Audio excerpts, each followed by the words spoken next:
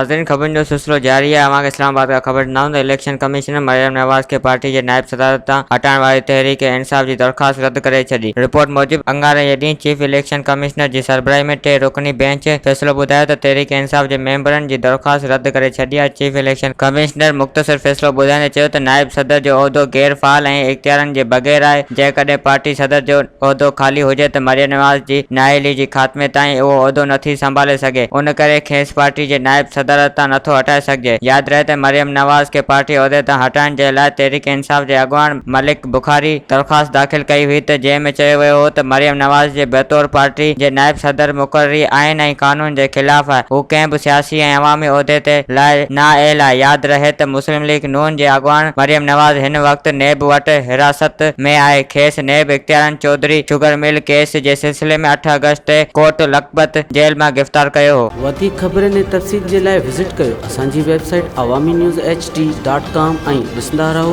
Awami news HD।